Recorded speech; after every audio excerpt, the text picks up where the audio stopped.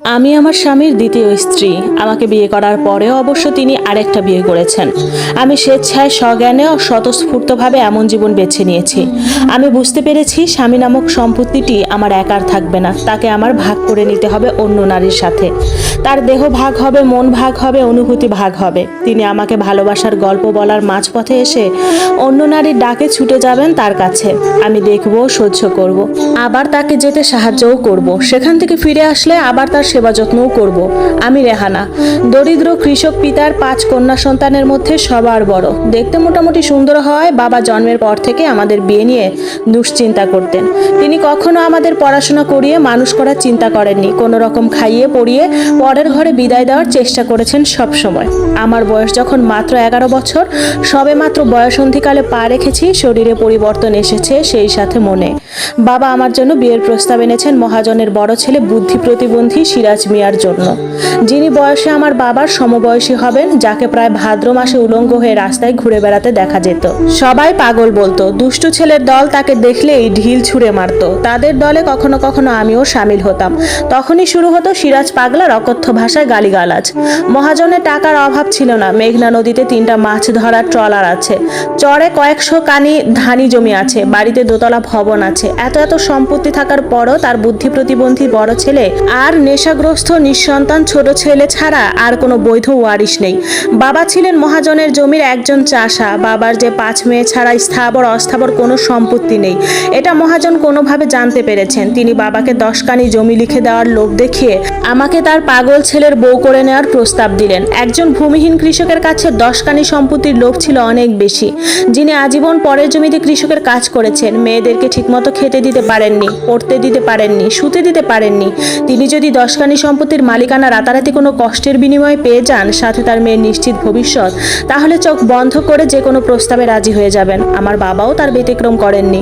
গ্রীষ্মের এক কাঠফাটা দুপুরে জোহরের নামাজের পরপরই আমার বিয়ে হয়ে গেল। আমি নাবালিকা মেয়ের কোনো মতামতের তোয়াক্কা কেউ করেনি, প্রয়োজনও ছিল না। মা যখন বলেছিলেন আজ তোর বিয়ে, এখন থেকে পেট ভরে ভাত খেতে পারবি, আর কোনো চিন্তা নেই। আজীবন ভাতের অভাব দেখে বড় হওয়া আমি ভেবেছিলাম বিয়ে মানে পেট ভরে ভাত খাওয়া। ভাতের লোভে আমিও খুশি মনে বিয়ের পিঁড়িতে বসে পড়লাম।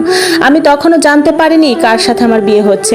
অথচ শ্বশুর বাড়ি যাওয়ার পর নানি দাদি আমাকে শুধু একটাই শর্ত দিয়েছেন, বছর ঘুরতেই যেন আমি সন্তানের মা হই।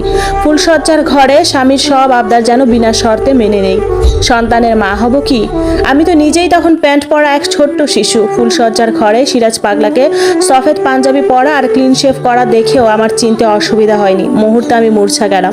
সেই মূর্ছিত অবস্থায় ধর্ষিত হলাম কিছুক্ষণ আগে কালেমা পাঠ করে যে আমার স্বামীর অধিকার পেয়েছে তার কাছে, যে 12 মাসের মধ্যে 11 মাস পাগল থাকে, যে আমার বাবার বয়সী, যাকে গত কয়েকদিন আগেও বন্ধুদের প্ররোচনায় ঢিল ছুঁড়ে মেরেছি। ভোর রাতে যখন জ্ঞান ফিরল, রক্তাক্ত অবস্থায় নিজেকে আবিষ্কার করলাম মেঝেতে, আর পুরো ঘর শূন্য খাক হয়ে পড়ে আছে। সেদিন ভোরেই আমি লজ্জায়, ভয়ে, অপমানে, ব্যথায়, যন্ত্রণায় দিনের আলো ফোটার আগেই বাড়ি ছেড়ে পালিয়ে চলে এলাম বাবার বাড়ি।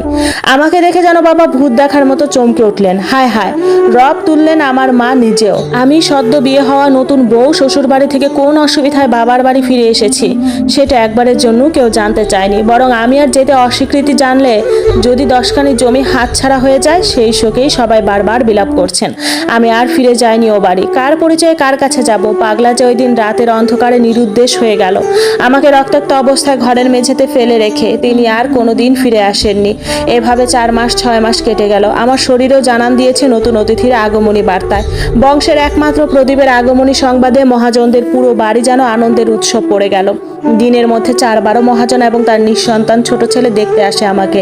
আমি তখনও নির্বোধ জড়বস্তুর মতো নিশ্চুপ হয়ে কেবল সব চেয়ে দেখতাম, কারণ আমি কোনোভাবেই নিজের মনকে সান্ত্বনা দিতে পারলাম না। আমার কি বিয়ে হলো? কার সাথে বিয়ে হলো? কিভাবে আমি সন্তানের মা হতে চললাম? এই সন্তানের বাবাকে? ফুলসজ্জার ঘরে সফেদ পাঞ্জাবি পরা ক্লিন শেভ করা লোকটার জন্য বারবার মন খারাপ করে ওঠে। মহাজন বিভিন্ন শহরে, বন্দরে, গ্রামে গঞ্জে খোঁজ পাঠিয়েও ছেলের কোনো খোঁজ পাননি। এটাই প্রথম নয়, তিনি এরকম প্রায় নিরুদ্দেশ হয়ে যেতেন। কখনো কখনো কয়েক মাস পর ফিরে আসতেন, কখনো কখনো কয়েক বছরেও ফিরতেন না। ফুলসজ্জার ঘরে বউ রেখে এভাবে নিরুদ্দেশ হবে কেউ ভাবতে পারেনি। সবাই ভেবেছিল নতুন বউ পেলে হয়তো মন মানসিকতার পরিবর্তন হবে, বউকে একা রেখে কোথাও আর চলে যাবে না। কিন্তু সবার ভাবনার জল ঢেলে দিয়ে তিনি ফুলসজ্জার রাতেই নিরুদ্দেশ হলেন। নির্দিষ্ট সময়ে আমি রাজপুত্রের মতো এক পুত্র সন্তানের মা হলাম। তখনও সন্তানের বাবা নিখোঁজ ছিলেন। তার দাদা চাচা এলেন তাকে সহ আমাকে তাদের বাড়ি নিয়ে যেতে। এতদিন নিশ্চুপ থাকা মেরুদণ্ডহীন আমার বাবা হঠাৎ বিদ্রোহ করে বসলেন। প্রয়োজনে 10 জমি তিনি ফিরিয়ে দেবেন, তারপরও তিনি কোনোভাবেই আমাকে তার নাতিসহ ও বাড়ি ফেরত পাঠাবেন না। অথচ তারা তাদের একমাত্র বংশধরের জন্য প্রায় মরিয়া হয়ে পড়েছেন। আমার বাবার যে কোনো শর্ত মানতে রাজি। প্রতাপশালী মহাজন বাবার কাছে হাত জোর করে নাতিসহ পুত্রবধূকে তাদের বাড়ি ফিরিয়ে নিতে চান। প্রয়োজনে স্থাবর অস্থাবর সব সম্পত্তি আমার নামে লিখে দেবেন। তখনও আমার বাবা নারাজ। আমি তো মরেছি বছরখানিক আগেই, সে কারণে মৃত আমার মতামত কেউ জানতে চায়নি। যেদিন দেখতে পেলাম সারা রাস্তায় উলঙ্গ হয়ে ঘুরে বেড়ানো লোকটা আমার স্বামী, বাবা পারিবারিকভাবে বৈঠক ডাকলেন। ওই পরিবারের সাথে আমার সম্পর্ক শেষ করার প্রস্তাব করলেন। বাবার পক্ষে গ্রামের গণ্যমান্য সব লোক ছিলেন। স্বামী ছাড়া শ্বশুর বাড়ি যাওয়ার কোনো মানে হয় না। সেদিন মহাজনের নেশাখোর লম্পট ছেলে যাকে রেখে বউ চলে গেছে, সে হঠাৎ ভরা মজলিসে সন্তান সহ আমার দায়িত্ব নেওয়ার প্রতিশ্রুতি নিয়েছে। বাবাও রাজি হয়ে গেলেন। আমি আবার ফিরে গেলাম শ্বশুর বাড়ি, তবে এবারও নতুন বউ হয়ে। এখন আর কোনো পাগলের বউ নয়, নেশাখোর লম্পট ছেলের দ্বিতীয় স্ত্রী হয়ে। সেদিন রাতের বেলা কাউকে না জানিয়ে একা একা ফিরে এলেন আমার সতীনও, যিনি বিয়ের 10 বছরেও সন্তানের মা হতে না পেরে প্রায় উন্মাদ হয়ে শ্বশুর বাড়ি ছেড়েছেন। মাতৃত্বের যে হাহাকার ছিল তার হৃদয়ে আমার ছেলেকে আষ্টে পৃষ্ঠে বুকের সাথে জড়িয়ে যেন সে সেটা ভুলে গেল। আমাকে ফুলসজ্জার ঘরে দিয়ে সে আমার ছেলেকে নিয়ে দোতলায় নিজের ঘরে চলে গেল। স্বপ্নের মতো সুন্দর কেটেছিল আমার দিনকাল। সংসার, সন্তান, সম্মান, সতীন, স্বামী নিয়ে আমি যেন দন্ত বর্ণের মাঝে জীবনকে বেঁধে ফেলেছি। আমি আর আমার সন্তান ছিলাম মহাজন পরিবারের সবার চোখের মণি।